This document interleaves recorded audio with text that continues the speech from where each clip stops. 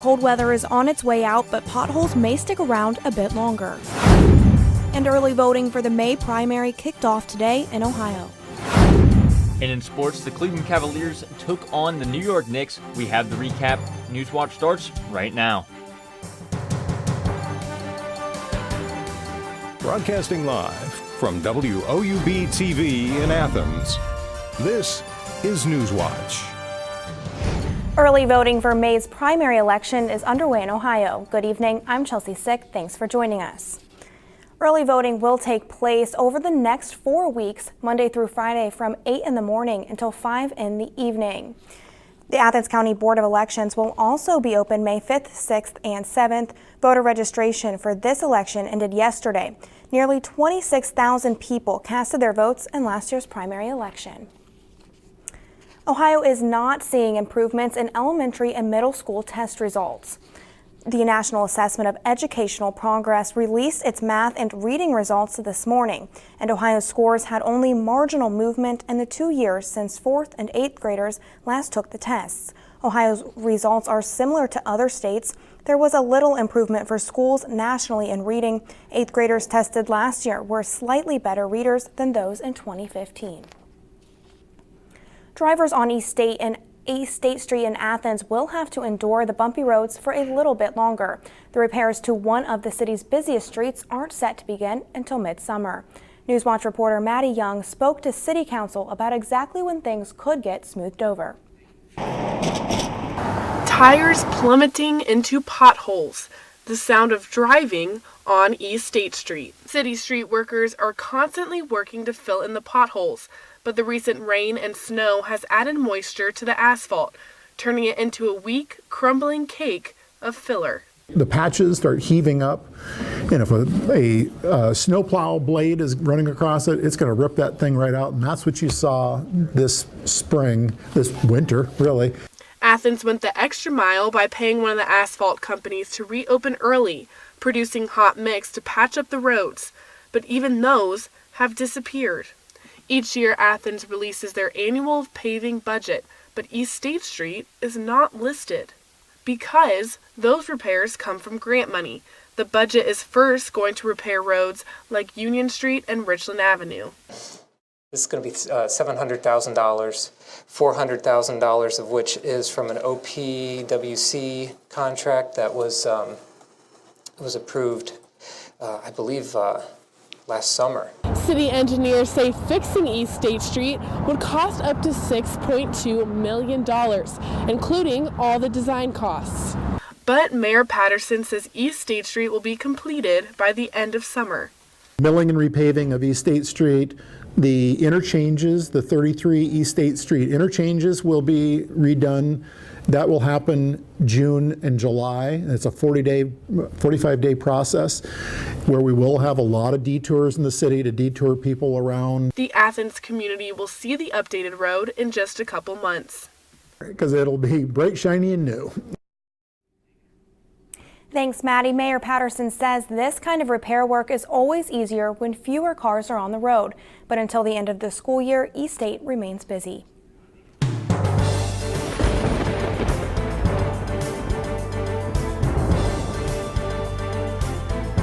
Well, we are finally seeing some warmer weather out there. Hi, everybody. I'm forecaster Nicholas Snyder. 45 degrees right now in Athens. Still pretty chilly, but certainly warmer than yesterday under cloudy skies. The humidity is at 42% and the pressure is at 30.16 and falling. Winds are out of the southwest at 1 mile an hour. All across the area, temperatures are in the upper 40s and lower 50s under mainly cloudy skies, but a warm-up is on its way as we take a look at the highlights for the next couple of days. Warming up tomorrow into Sunday, we could see highs in the 70s, late weekend rain, and behind that rain, we'll see some slightly cooler temperatures next week. We'll talk all about that coming up in my full forecast in just a couple of minutes. But Chelsea, are you ready for that spring-like weather tomorrow into Sunday?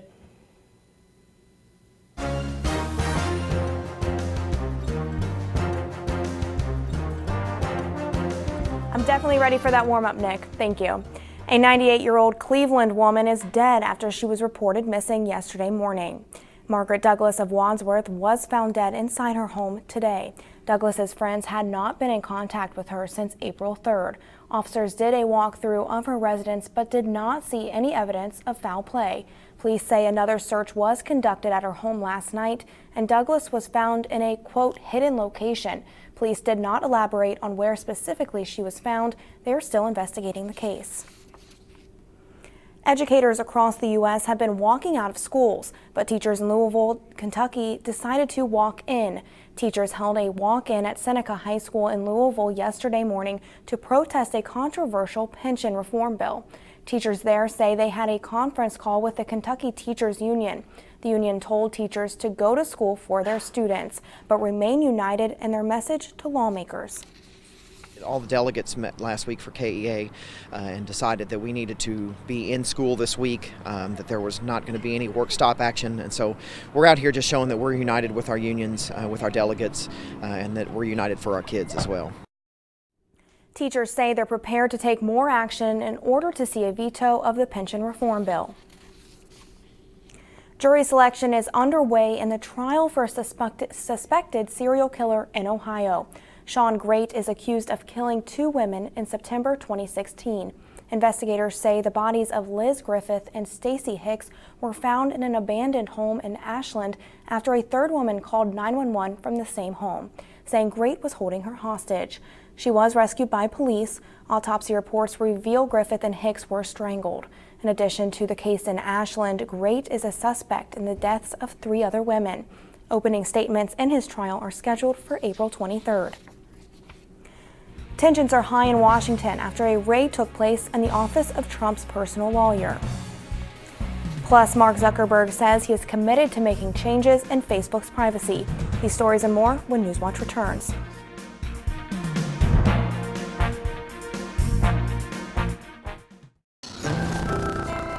We are here for the same reason, although I suspect we hope for different results. You know what they say, yeah. I do not admire you for this. It's only 6, isn't it? Love. Poor judgment. We are not amused. God.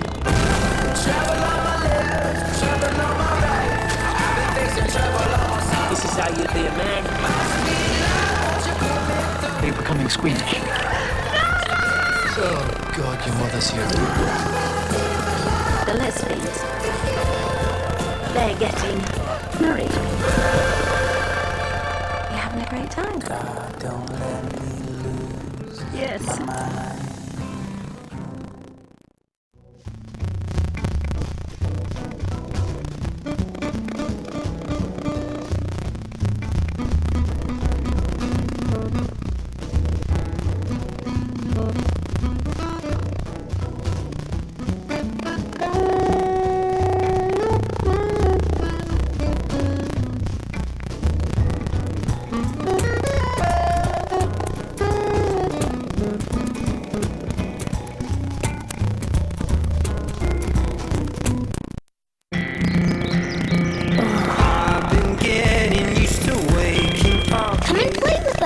Onward and onward!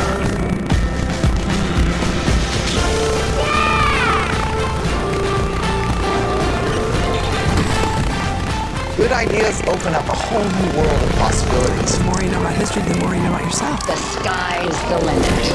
I know that you are.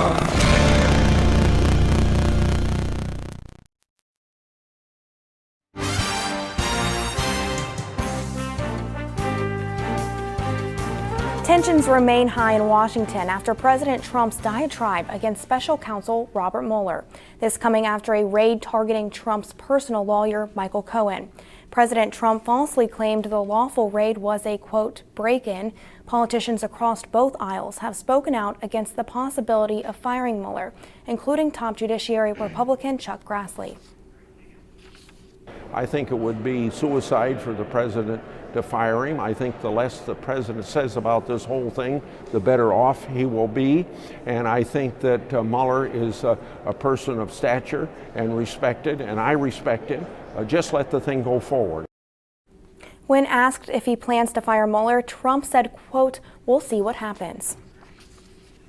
Mark Zuckerberg was in the hot seat today as he faced questioning on Capitol Hill. Natasha Chen is in Washington with the latest from today's testimony. The time has come for Mark Zuckerberg to defend his company before Congress and explain how it's protecting its users' privacy. We didn't take a broad enough view of our responsibility, and that was a big mistake. And it was my mistake, and I'm sorry. I started Facebook, I run it, and I'm responsible for what happens here. The Facebook CEO kicked off a 2-day session on Capitol Hill, today testifying before the Senate Judiciary and Commerce Committees. The stakes couldn't be higher for Zuckerberg and Facebook after revelations that the personal data of as many as 87 million users was improperly obtained by the firm Cambridge Analytica. That data was used to develop methods to potentially influence voters. The Trump campaign hired Cambridge Analytica in 2016. It's not enough to just give people control over their information. We need to make sure that the developers they share it with protect their information too. Lawmakers were blunt with the 33-year-old billionaire. This should be a wake-up call for the tech community. If you and other social media companies do not get your act in order, none of us are going to have any privacy anymore.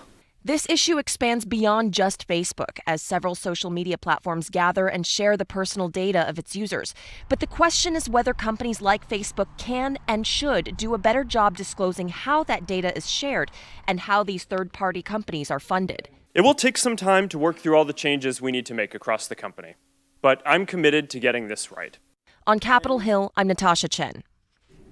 Oklahoma teachers swarmed the state capitol for the second week in a row in an appeal for more school funding. Andy Rose takes us inside the teachers' campaign. For the second week in a row, school districts across Oklahoma were closed as teachers continued their fight at the state capitol. Spurred on by support from the community and fellow educators in other states, many teachers walked for miles to get to Oklahoma City. And they say they won't stop until they get what they and their students need. Even though I am a first-year teacher, I really want the best for my kids. I mean, I put money and time into what I do. And by golly, I want my kids to be taken care of. By some accounts, Monday's crowd looked to be the largest yet. Once at the State House, teachers were greeted by a high school marching band, a group of 100 female lawyers, and free food. The campaign that began as a pay raise for educators and support staff evolved to include demands for $150 million in funding for newer teaching materials and to fix rundown buildings. Despite the $6,100 pay raise for teachers already signed by the governor, educators say it feels like it's been one step forward, two steps back. The ball and dice passing and the Amazon tax passing are great strides. However, they took away the hotel motel, and so that brings us back a little bit. The hotel motel tax repeal means cutting more than $40 million from education funding. So we're asking for a veto of the repeal of the hotel motel and passage of capital gains. I'm Andy Rose reporting. President Trump has vowed to forcefully respond to a chemical gas attack in Syria. Omar Jimenez has the very latest from Washington on how the U.S. and the UN are responding. Major world powers now deciding how to move forward in the aftermath of an alleged chemical weapons attack in Syria. With respect to the horrible attack that was made near Damascus, and it will be met, and it will be met forcefully. This was Monday night. We're going to make a decision tonight or very shortly thereafter. President Trump canceled his trip to a summit in South America in order to oversee the American response in Syria. He spoke to British Prime Minister Theresa May by phone, and according to the White House, both leaders agreed the use of chemical weapons must not continue, a sentiment Congress must decide how to deal with. At the end of the day, you've got to have a military response that destroys Assad's capability to do it yet again. But the Syrian government continues to deny any involvement. And regarding possible U.S. military strikes, a senior Syrian minister says they aren't afraid. We won't be afraid, and we will never be afraid. Syria and the Russians who support the Assad regime deny there was even a chemical weapons attack in the first place, but have invited the Organization for the Prohibition of Chemical Weapons to send in a fact-finding team. This as the United Nations Security Council continues to debate how to respond to what happened over the weekend. History will record this as the moment when the Security Council either discharged its duty or demonstrated its utter and complete failure to protect the people of Syria. In Washington, I'm Omar Jimenez. Seeing a podiatrist once a year could improve your overall health. That story's still ahead. And weather-wise, winter has held tough over the area for the past couple of weeks, but that will all change when spring makes its intro going into the weekend. We'll talk all about that coming up in my full forecast, but first, a look at stocks of local interest.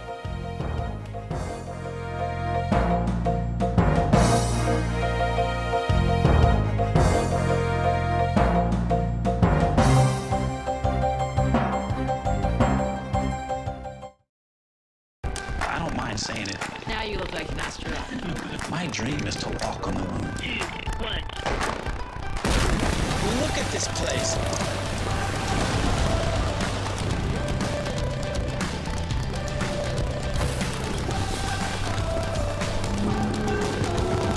It's a crazy design.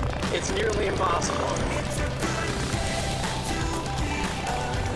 What is the next step toward furthering our presence in the cosmos? That was something. Oh, this is incredible.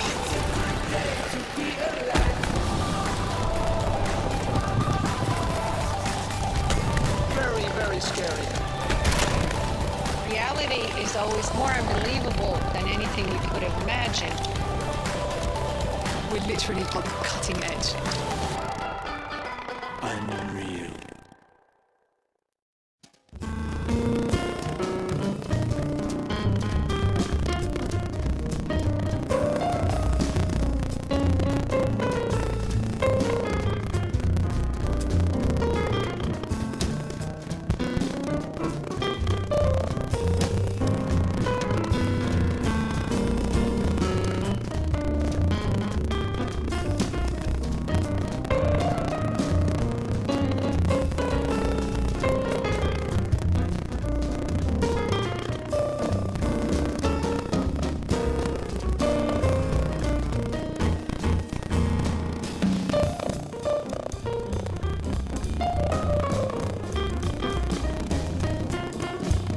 Hi, I'm Hari Srinivasan from the PBS NewsHour. And I'm Mark Brewer from WOUB. Join me on PBS NewsHour and PBS NewsHour Weekend for the latest news and analysis of the issues that matter most to you.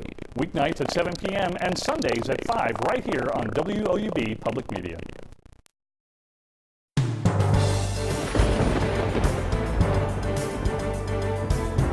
Well, it warmed up a bit today, but that is all going to change tomorrow as it warms up a lot tomorrow. Hi, everybody. I'm forecaster Nicholas Snyder.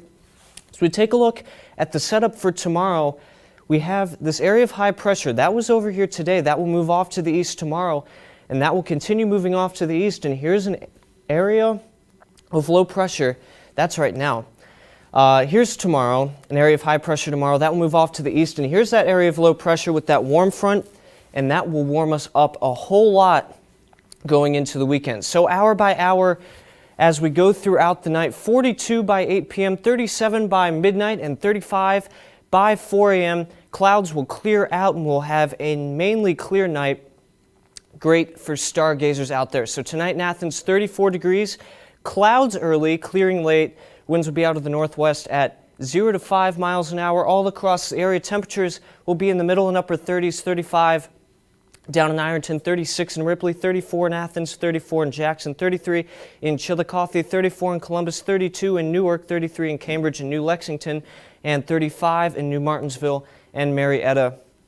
Again, those clouds will clear out as we go throughout the night. As we take a look at the bus stop tomorrow, 35 degrees, mainly clear. We will be cool. Winds will be out of the southwest at 0 to 5 miles an hour. Make sure those kids are bundled up if they're going to the bus stop tomorrow. Hour by hour tomorrow, it's going to really warm up by 4 p.m., 57 degrees, 47 at noon, and 35 at 8 a.m. Again, take that jacket if you're leaving early in the morning tomorrow, but you won't really need it tomorrow afternoon when you're coming home.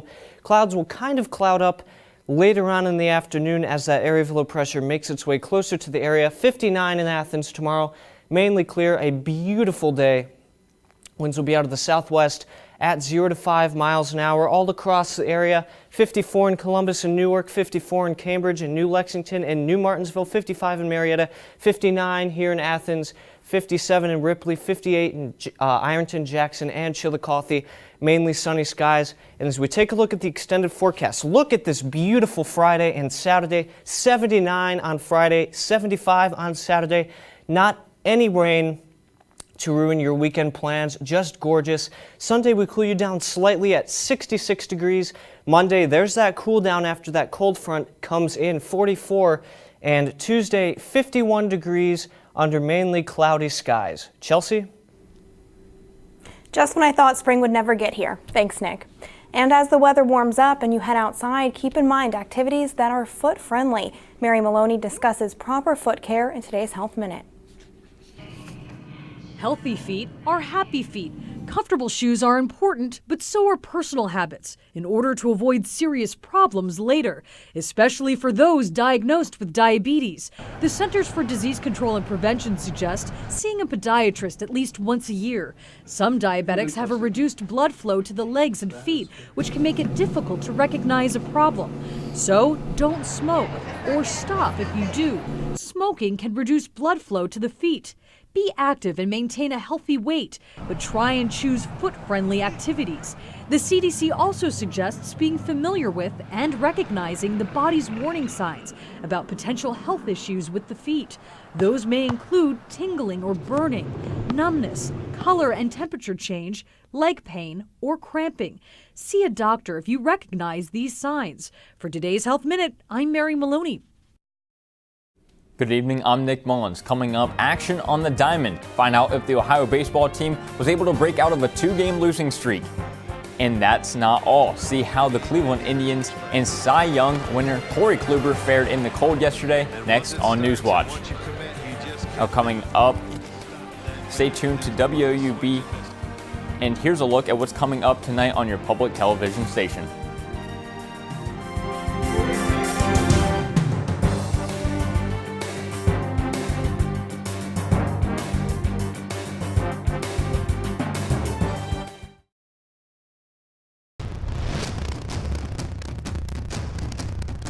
Feel my face anymore.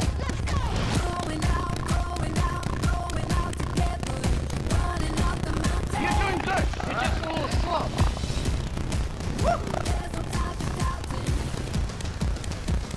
Welcome to madness. I'm expecting the unexpected.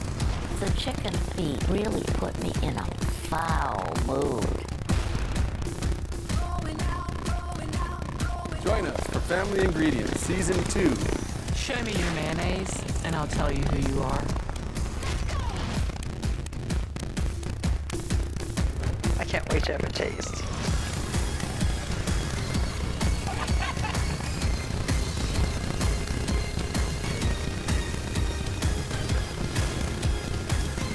Now that's crispy.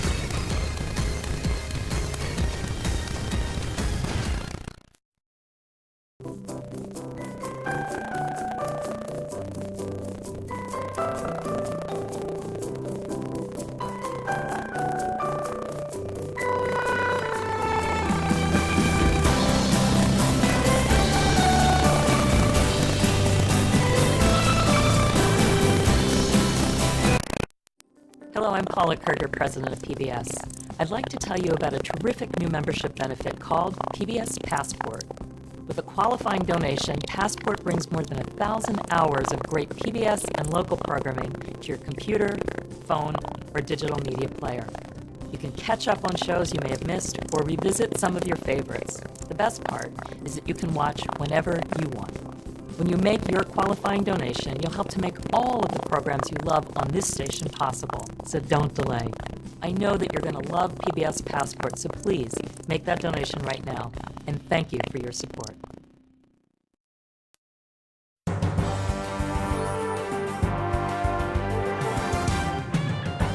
Welcome back, I'm Nick Mullins.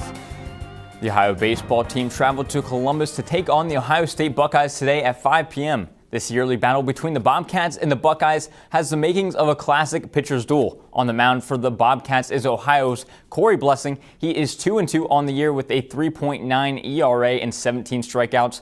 Ohio State will be starting Jake Vance, who is 2-1 with an ERA of 2.35 and 15 strikeouts. OSU led the 3-0 after 5 innings. Ohio has just 2 hits to Ohio State's 5 hits, Now staying with the green and white, Ohio softball teams headed to on the road tomorrow as they are traveling to Kent, Ohio to take on the Kent State Golden Flashes in a doubleheader. The Bobcats are 20-13 overall and 8-1 in the MAC, while Kent sits at 19-14 and 5-4 in the MAC. The Bobcats and the Flashes met 6 times last year, and the Kent took 4 of those games.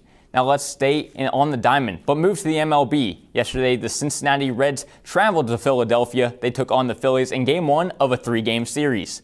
Bottom first, Phillies, Rhys Hoskins at the plate with 1 man on. He crushes it, and it's gone. Phillies up 2-1. Now in the bottom of the second, Phillies, Scott Kingery must have been watching the Masters as he breaks out the golf swing as he gives it a ride deep to left, and that one's gone. Phillies up 3-1. Then in the top of the third, Reds, Tucker Barnhart at the plate. This one's gone for 2. Run smash, tying things up at 3. Now the bottom of the 8th in a 5-5 ball game. Nick Williams crushes a towering shot to center field. That solo blast, as that would be all she wrote, as the Phillies beat the Reds 6-5. The Reds will look for revenge tonight as they hit the field for Game 2 in about 10 minutes. Now staying with the big leagues, we head to Cleveland. The Cleveland Indians took on Detroit Tigers last night in Game 1 of 4-game series. Reigning Cy Young winner Corey Kluber took the mound for the Tribe. He was dealing. Kluber had 9 strikeouts and 0 runs allowed through just 5 innings.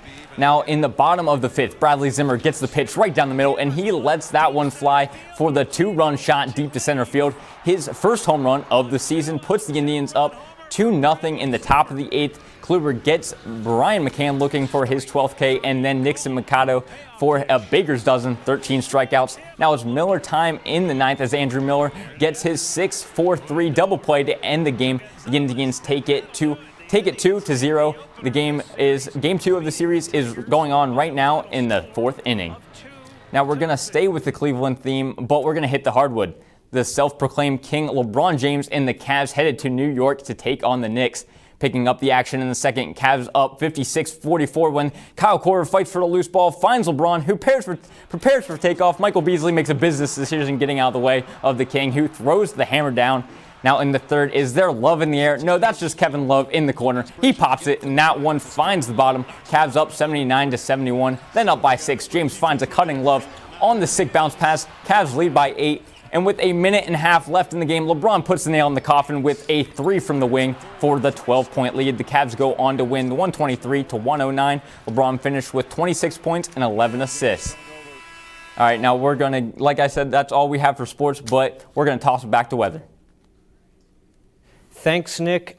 Beautiful day tomorrow. 59 degrees, mainly clear. Again, just beautiful. Winds will be out of the southwest at 0 to 5. All across the area, temperatures will be in the upper 50s. 58 in Ironton and Jackson. 58 also in Chillicothe. 54 in Columbus and Newark and New Lexington and Cambridge.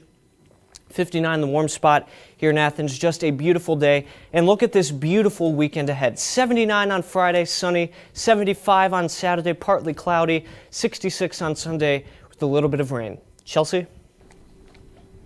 All right, thanks, Nick. And that does it for our broadcast this evening. Thanks for watching. I'm Chelsea Sick. Stay tuned for the PBS NewsHour coming up next. And remember, you can find the latest news anytime at WOUB.org. Have a great night.